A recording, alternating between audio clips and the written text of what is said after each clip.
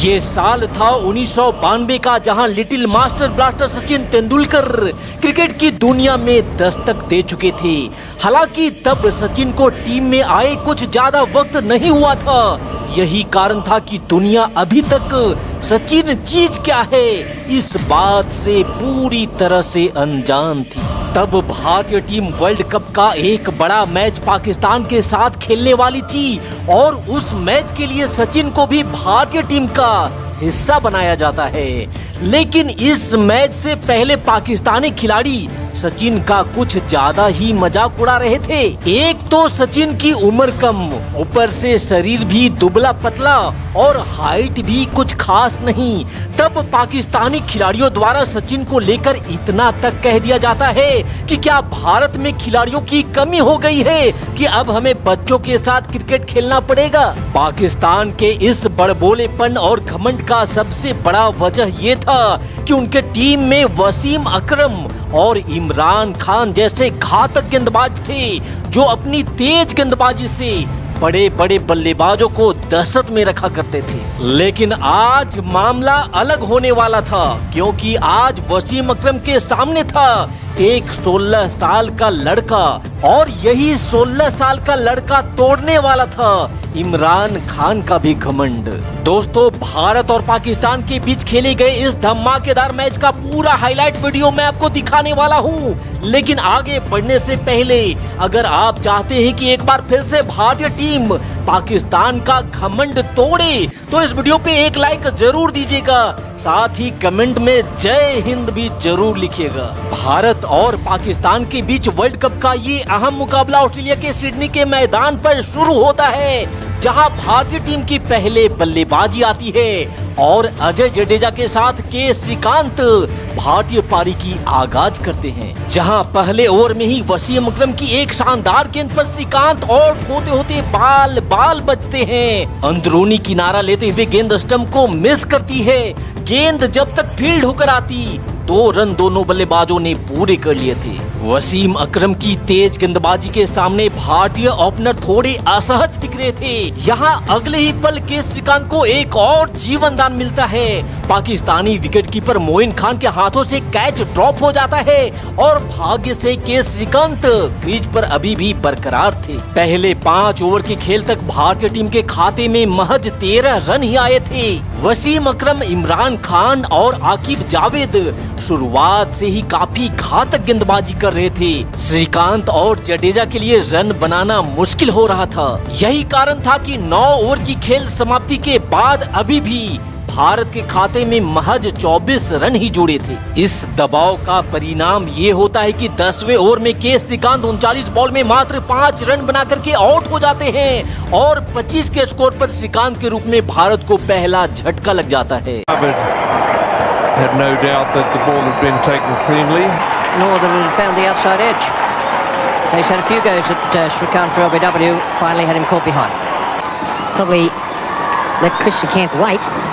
He's definitely out, he's gone. Shrikant के जाने के बाद मैदान पर जडेजा का साथ देने और भारतीय पारी को संभालने खुद कप्तान मोहम्मद अजरुद्दीन बल्लेबाजी के लिए आते हैं, जहां अजरुद्दीन भी रनआउट होते होते बाल बाल बजते हैं। जरा सोचिए, यहाँ 12-13 ओवर का खेल समाप्त हो चुका था, लेकिन अभी भी भारतीय फैंस की आंखें एक चौका तक देखने के लिए तरस रही थी। लेकिन 14वें ओवर में इमरान खान की गेंद पर अजरुद्दीन ने बेहतरीन ड्राइव लगाया और भारतीय पारी का पहला चौका खाते में दर्ज कर दिया। वहां उस परिस्थिति में भारतीय टीम को सिर्फ एक छोटे से मोमेंटम की जरूरत थी, जिसे अजरुद्दीन ने चौका लगाकर प्राप्त कर लिया था। फिर क्या था, अगले ओवर में जब इमरान खान फिर से गेंदबाजी करने आए तो फिर से लिया अजरुद्दीन ने इमरान खान को रडार पे और जड़ दिया एक और बेहतरीन चौका। Definitely, again, not expending a lot of energy, but perfect timing. From the Indian skipper, that ball racing between cover and mid-off before. It's the second time Imran Khan has overpitched The first delivery of his spell. It's the second time and और फिर 19वें over की आखिरी गेंद पर जडेजा के इस single के साथ ही टीम इंडिया के स्कोर बोर्ड पर 50 रन लग चुके थे। लेकिन अब वक्त हो चला था भारतीय टीम को अपना गियर शिफ्ट करने का। अजरुद्दीन और जडेजा टीम इंडिया की रणगति को रफ्तार देने का मूड बना चुके थे। फिर शुरू होता है पाकिस्तानी गेंदबाजों पर counter attack. The two outfielders.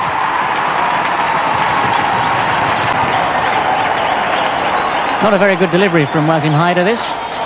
Azharuddin very confidently clips it away, helps it on its way, splits The field, there's a man at long leg, there's a man at deep square leg. Neither of them are going to stop that going for four. And Imran Khan has taken himself off At the Paddington end and bringing Mushtaq, the leg spinner, into the attack. This time he's gone a little bit higher and a bit wider. That brings up the 50 partnership between these two. First wicket fell in the 10th over. It's now the 23rd over. 75 balls it's taken them to bring up their 50 partnership, and Jadeja starting to take over the Senior role. He's moved along to 34. That was his first boundary. The captain decides that he needs a bit of help. Just the one bounce into the side screen.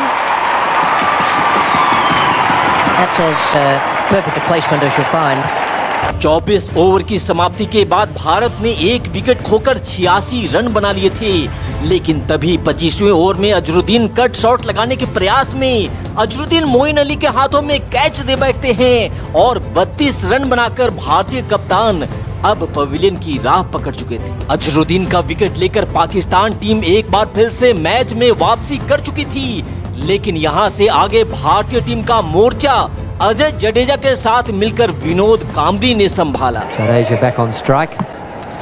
This is in the air, there's a fieldsman back, But he may not be far enough back. It's over the top of the fieldsman into the fence. for 4. That's the end of the over. India are 2 for 94. Campbell getting into the act now. Short delivery from Haider. Inzamam Al-Haq. Ajay और कांबली ने मिलकर काफी हद तक भारतीय पारी को संभाल लिया था, लेकिन फिर जडेजा जो सेठ थे। 28वें ओवर की आखिरी गेंद में वसीम हैदर की गेंद पर जडेजा के लिए कैच की अपील की जाती है। अंपायरों को तब ठीक से दिखा नहीं कि कैच सही तरीके से लिया गया है या नहीं, और ना ही उस समय वैसा कोई तकनीक था, इसलिए सिर्फ फील्डर के कहने पर ही अंपायर ने जडेजा को आउट करार दे दिया। जडेजा का विकेट भारतीय टीम के लिए एक बहुत बड़ा झटका था। 46 रनों की बेहतरीन पारी खेल जडेजा पवेलियन वापस जा चुके थे और पाकिस्तानी खिलाड़ियों का तो खुशी का ठिकाना ही नहीं था। लेकिन तब टीम इंडिया के संकट की इस घड़ी में मैदान पे दस्तक देता है एक 16 साल का युवा लड़का, जो आज मास्टर ब्लास्टर के नाम से मशहूर है और जिन्हें दुनिया क्रिकेट का भगवान मानती है। हालांकि तब पाकिस्तानी खिलाड़ी सचिन के दुबले पतले शरीर को देखकर काफी हल्के में ले रहे थे, लेकिन यहां से आगे आने वाला पल पाकिस्तान के लिए एक बड़ा सबक बनने वाला था। कांबली के साथ मिलकर सचिन ने भारतीय पारी को फिर से आगे बढ़ाना शुरू कर दिया। सचिन के लिए अब वक्त की वो घड़ी आ चुकी थी कि पाकिस्तानी गेंदबाजों को उनकी भाषा में जवाब देना शुरू कर दिया जाए। फिर क्या था, सचिन ने दिखाया अपने बाजुओं का दम और गेंद को सीमा रेखा पार भेज पाकिस्तानी गेंदबाजों के धागे खोलने का ऐलान भी शुरू कर दिया।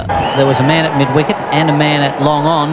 The area he wanted to go was in the direction of mid-wicket. Imran Khan is there, so he decided to go over Imran's head. Stormy cuts on the offside. It could well be four again. That's superb batting by this young star. And boundaries are needed. He's changed the line of the bowl by pulling the first ball over mid-wicket. This time it's wide of off stump and he cuts beautifully. लेकिन दुख की बात ये होती कि दूसरी छोर पर सचिन का साथ दे रहे कांबली भी मैदान पर ज्यादा देर तक टिक नहीं पाते हैं और 41 बॉल पे 24 रन बनाकर विनोद कांबली भी पवेलियन वापस लौट जाते हैं। यहाँ से भारतीय टीम आगे के प्लान के बारे में कुछ सोच पाती, उससे पहले ही पहली गेंद पर संजय मांजरेकर भी बिना खाता खोले ही अपना विकेट फेंक चलते बनते हैं। पाकिस्तानी खिलाड़ियों के साथ पाकिस्तान की आवाम जीत के जश्न में डूब चुकी थी, क्योंकि उन सबको तब ऐसा लग रहा था मानो अब यहाँ से 10-20 रन के अंदर ही भारतीय टीम सिमट जाएगी। लेकिन तभी सचिन का साथ देने मैदान पर आते हैं कपिल देव, जिन्होंने बिना कोई वक्त गवाए आते ही विस्फोटक बल्लेबाजी करना भी शुरू कर दिया था। Kapil Dev hitting over cover for four. 5 for 160. Kapil Dev और सचिन की ताबड़तोड़ बल्लेबाजी से भारतीय टीम का स्कोर बोर्ड जो कछुए की गति से चल रहा था अब वो खरगोश बन छलांग लगाने लगा था। Thank you, Bill. Yes, the lights on here at the City Cricket Ground. Oh, that's it high. This could be out. Will it be 6? It's a big one. Over the top for 6. Kapil Dev opening his shoulders and smashing that one over the top of extra cover. That's in the air, but wide of the fieldsman. Just did very well to stop that. Hyder down at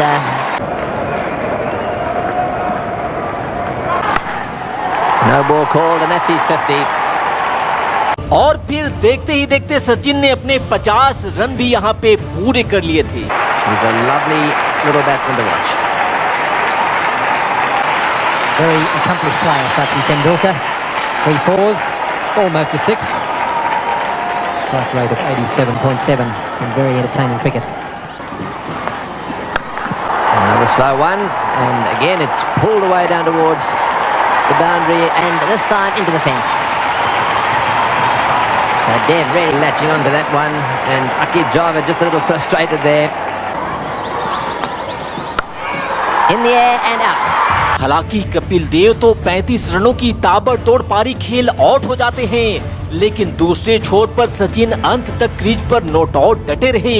उन्होंने उस मुश्किल pitch पर भी 54 रनों की बेहतरीन पारी खेली, जिसके दम पर भारत ने 217 रनों का एक सम्मानजनक टारगेट पाकिस्तान के सामने रखा। अब यहाँ बारी टीम इंडिया के गेंदबाजों को अपना दमखम दिखाने की थी, जहां सबसे पहला वार कपिल देव ने किया, जिन्होंने इंजमामुल हक को मात्र 2 रनों पर ही आउट करके पाकिस्तान को पहला झटका दे दिया। इंजमामुल हक का विकेट खोकर पाकिस्तान सदमे में आ चुका था।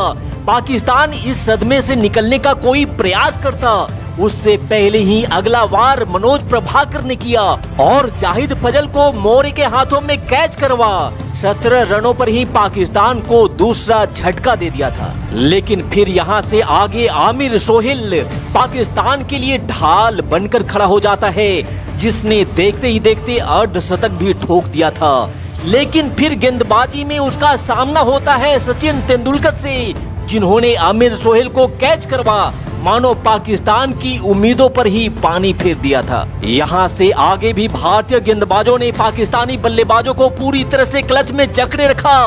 भारतीय गेंदबाजों के सामने पाकिस्तानी बल्लेबाजों की हेकड़ी निकल जाती है और 173 रनों तक जाते जाते ही पाकिस्तान की पूरी टीम ऑल आउट हो जाती है। तो सिडनी के एमसीजी ग्राउंड पर पाकिस्तान को 43 रनों से धूल चटा देने वाली टीम इंडिया की इस विजयी फतह के नाम इस वीडियो पे एक लाइक जरूर दीजिएगा और क्रिकेट की ऐसी ही रोमांचक मैचों की कहानियों के लिए हमारे चैनल को भी जरूर सब्सक्राइब करिएगा। Thanks for your love and support. जय हिंद, वंदे मातरम।